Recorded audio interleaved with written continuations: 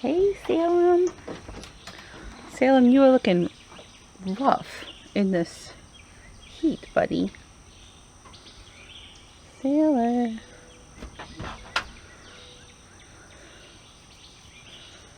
Hey, Salem. I love you so much, buddy. You can come with me? I'm going to feed the goat. What? I know. I know. Hey, baby. Say, this is my goat. World famous. And that's Vincent Van Gogh. Hey, Vincent.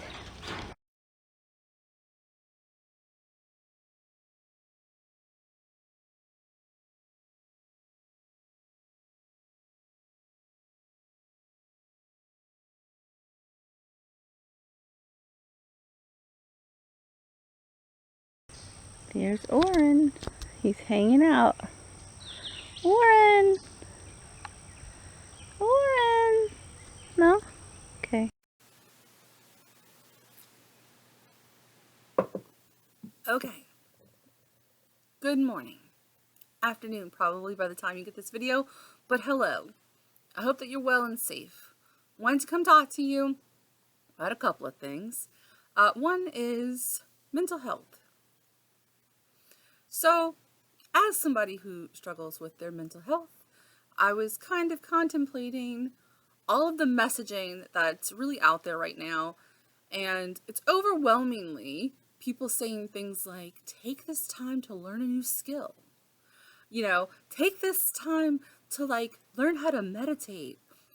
You should be doing something with this time that's productive. Productivity is going to help you feel less anxious.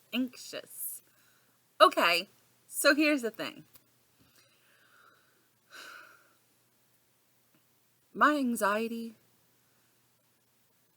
obviously has roots in the real world right now.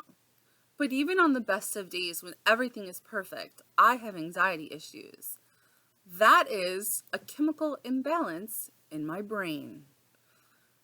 And as much as learning a new language might help somebody else whose anxiety is based strictly in the situation, don't think about it and you'll feel better. That doesn't really work for me or for millions of other people who are dealing with real life mental health issues, right? Okay, so let's take a step back and talk about that. When you say to somebody just to think more positive and then they won't be depressed, or to just not be scared and then they won't be anxious, it's incredibly disgusting the amount of invalidation going on. Like, basically, you, completely unaware of what's going on because you've never dealt with it, are trying to tell somebody else that what they're dealing with isn't real. We hear that enough. We get that enough. We certainly don't need it on a global scale during a pandemic. It's not helpful. It's actually destructive. Okay? Great. So, there's really no right or wrong way to be dealing with a lockdown other than locking your ass down, because there's definitely a wrong way to lock down. Like if you're still partying with your friends or acting like Winn-Dixie or your local grocery store is your new social event. Those are the wrong way.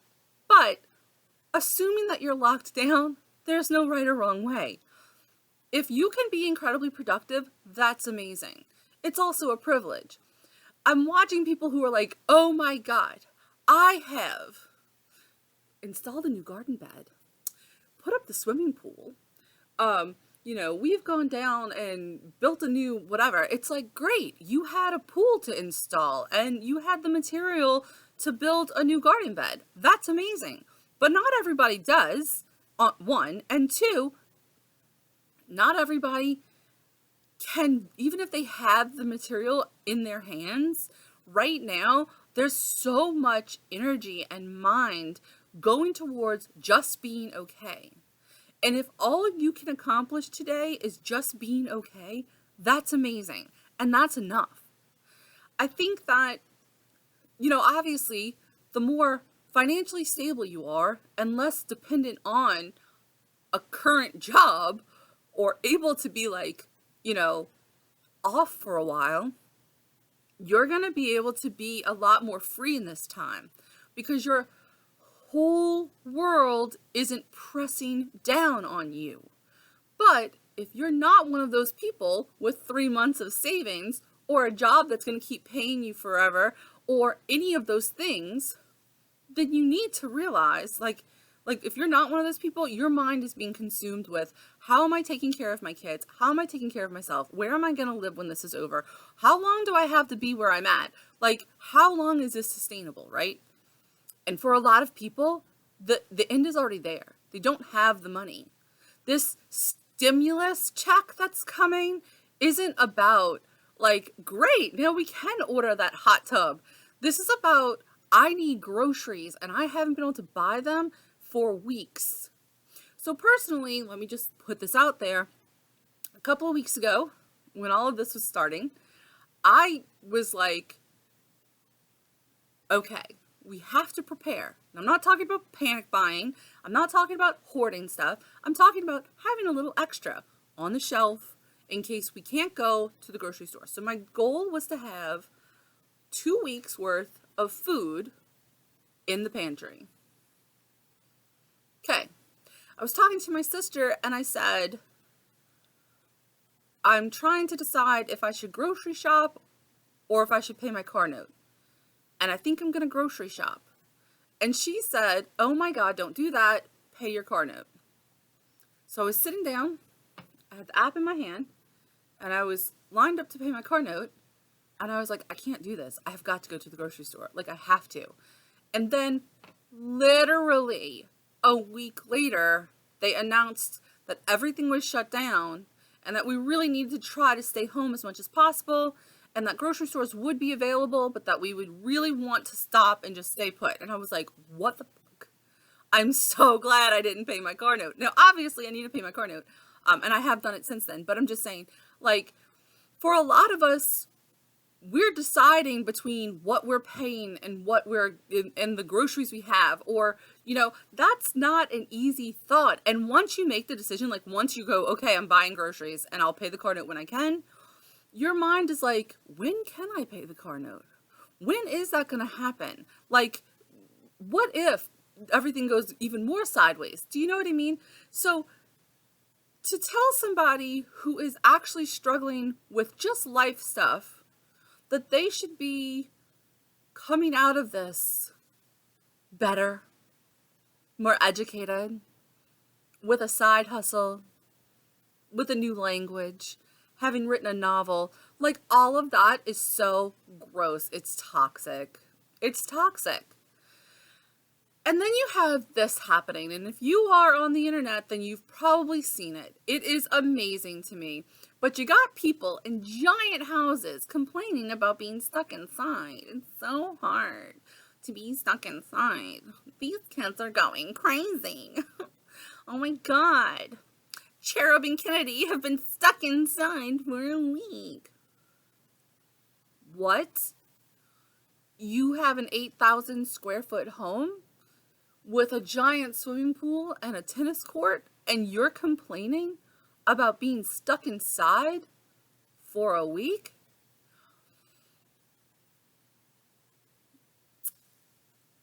It reeks. It is literally reeking of privilege and a complete disconnect from the world. And it is hard to tolerate. It's hard to tolerate on a normal day, but it's hard to tolerate right now. Every time I wash my hands, I am grateful for running water, because this thing that we are dealing with is a global thing. Everybody in this world is going to be confronted with it. And there are places in this world that will have the same thing happen to them, but they don't have running water. They don't have electricity. They don't have the access to delivery services or even grocery stores as we know them. They don't have it. And the idea that you could not see that and you could complain about being stuck inside with your kids is ludicrous. Ludicrous to me. Now, I'm not one to compare suffering. This is something that after my brother died, I saw a lot of it. And people would be like, oh, like, but my brother, he died when he was only 25, so he was young and full of life, and he was tragically taken. And somebody else would say, because I'm in a group, somebody else would say something about their sibling dying from suicide. And it was like, well, that was their choice. They did that to you. So you don't get to suffer the way I suffered from this cruel, cruel world. There was this comparative situation. So one day in a conversation about my brother with some very new friends, I said, I know it's not the same. I know that, that is sadder. And one of the girls who had lost both a child and a sibling during her lifetime, right? She said to me, what are you talking about? Like, there's no comparing. Like, it doesn't matter if that loss would be typically considered more tragic. Your loss is just as tragic and just as real. And I kind of try to approach everything like that. Like, okay, we are all going through something. There is definitely a threat that is there. And so we are all equally going through something, right? But the reality is that if you have enough money in the bank to live the rest of your life, like you could theoretically maybe not live in your mansion, you could buy like a normal, 4-bedroom house in some cute little neighborhood and live your life, then you are not really going through the same thing that somebody who is trying to figure out how they're going to pay rent is going through. And to say, well, rent isn't getting paid right now, you don't have to pay your rent, that's so ignorant, because while that might be what's being said on a national level, there are real people dealing with evictions every day. And here's the next thing. There's people who have been dealing with evictions since December, going through the court process because their situation sucks and they can't pay their rent. And now they find themselves actually being put out. I get that they hadn't paid their rent and that this is a long process, but times have changed, things have shifted, everything needs to pause, right? And you go, okay, well then who's going to take that? I get that this is a multi-layered problem, but it just reeks of disgusting privilege when you can complain about your situation. When you are on Instagram walking through the Hollywood Hills, talking about how you've had so much time to get out and exercise and so much time to, and it's just so gross and so disconnected. And it's driving me absolutely bonkers. I don't know. I just want us all to look at what we can do. And if we can't, to be able to get the help we need. And I feel like the airwaves and the internet world is so just convoluted by the great disconnect. I don't even know. So the meme that got me started on that was this post that somebody who I really respect this person, or did, not anymore, but they had a meme that said, if you come out of this quarantine and you don't have a new skill, a side hustle, or more knowledge, then you don't lack time, you lack discipline. The person who posted that is a single, white, rich, male one. No kids. So not spending all his time cooking 3 meals a day. Not spending all his time trying to figure out how to get more groceries to take care of his children. Not spending all his time doing any of those things, right? They have enough money to not work right now. Plus, they have people sending them all sorts of products so that they can advertise right now.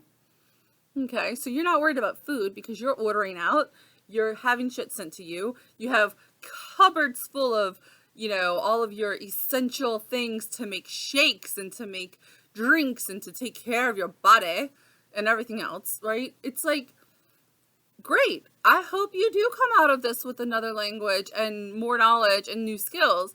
But to put that out there is so crass and so careless. It just really pissed me off a lot. So there's that.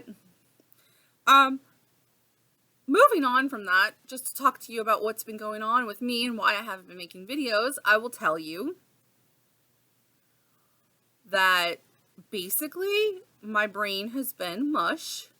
I have been my wife is still working. She's an essential worker, so she's still working. This comes with this dual situation of both being grateful that she still has a job, and so we are still having an income, but also terrified that she's going to be exposed to something and bring it home. Not only do I not want it for her, but I don't want it for me or the kids, right? So there's a lot there. And I find that whenever she's not home, I am consumed with just this repetitive story in my mind. And it kind of makes everything else like a flipping channel. Like I would sit down, so I was actually working through back with the ex when this happened, and I would watch a show and it would be like I didn't even watch it. Like I have no idea what I just saw. I was taking notes, and then when I sat down to record a video, it was like, what is happening? I can't even. Like I don't know. I can't. So that was going on. At the same time, I was actually training. I used to work from home, and I was training for that job to like kind of reintegrate, but I just don't, it's just not, I can't right now.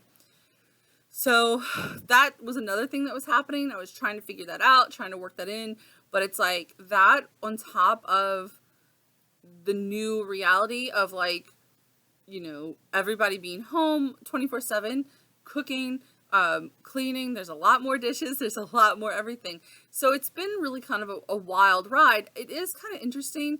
Look, I know, I am not complaining. I know how privileged we are to be in the situation we're in. And, I think that a lot of people get confused on the word privileged because it does not mean that, we didn't work hard to get here. And it does not mean that we don't struggle. We struggle every month. But it does mean that we're privileged. We have a roof over our heads. We have property around us. We have running water. I was able to trade a car note for groceries. You know what I mean? Like, so those things are all like, I am so grateful for all of them. So I'm not complaining, but it has been like a wild shift. So probably we moved here in 2016, and in 2015, we put our old house on the market, and my wife was working out of town. Now, probably from like 2012 to 2015, maybe even a little bit earlier, maybe 2010 to 2015, I cooked most of our meals at home. I cooked multiple times a day, 3-4 times a day, because sometimes I was cooking a different meal for the kids and for us and stuff like that. That was something I did on the regular. Once we put the house on the market, we did a lot more eating out because we were constantly leaving the house like really quick so that people could come see the house and we wouldn't be there. Once we moved, we did a lot of eating out because, everything was packed and in a state of disarray, and my wife and I lived together again full time for the first time, and it just was a lot. So this is like basically me getting back to where I was 5 or 6 years ago, cooking constantly. So I'm cooking constantly. I'm cleaning that kitchen constantly. There's just so much going on. Plus, we are actually trying to get little projects here and there done that have kind of been needing to happen. And I'm not saying like, oh, now that we're on lockdown, we're getting everything done. What I'm saying is just that normal amount of like life stuff. Okay, you're here for the weekend, like you're home for the weekend, so let's get our normal weekend stuff done. And it's been a hard adjustment. It's been weird trying to just find a normal in such an unsure and like abnormal world. And I think that everybody can understand what that means. But I did want to start really connecting. I was like, I'm making a video, I'm waking up, I'm doing my makeup. That was a cat on my porch. I thought it was a person knock, and I damn near had a heart attack. Like when the other day I walked outside and there was a package on my porch, and I was like, oh my God, what are we gonna do about that? And my wife was like, move it. I'm like, I don't want to touch the package. Like, I've been having anything that's delivered dropped off way over there. I don't want it on my porch. Like, it's freaking me out, right? So anyway, yeah. What I was saying was I want to connect more. I want to do more lives. So actually, I think that I'm going to be cutting my hair. I'm going to do a self haircut live on YouTube. And that's either going to happen Wednesday or Friday. I think it might happen tomorrow. I mean, I'm just going to come on here and see who's on. And no biggie. I think I'm cutting about 9 inches off. What is this? This is what I'm cutting it. That's 6 inches. So about 9 to 10 inches off. I'm going to do a self haircut. Quarantine cut. And also, I don't know, I used to teach painting and art, and I think I might start doing it live. Just like you can either paint with me, or you can just watch it, or we can just have a conversation. But I definitely want to do some more interactive things. I think that that's important. I think that we can absolutely still socialize and interact with each other. I am going to try to watch some TV and do some videos. I'm hoping that gets better. I am trying to breathe and figure things out. I do have a doctor's appointment to get some medicine for panic attacks. So I'm hoping that with all of that, I'll be able to kind of resume videos and get back to like normal-ish, you know? That's where I'm at. It's so crazy. Again, I hope that you guys are okay. If you dig what I'm saying, if you can relate, let me know. What stupid shit have you seen people saying down there? What ridiculous memes have really ticked you off? What are you doing to get through this, and how are you dealing with it? Like, if you want to give it a like, that's always nice. I would really love a comment because I like to have conversations. And subscribe if you're interested in more. I am going to try, you guys, to do more TV videos. But you're also going to probably get a lot of vlogs from the farmland. Just saying.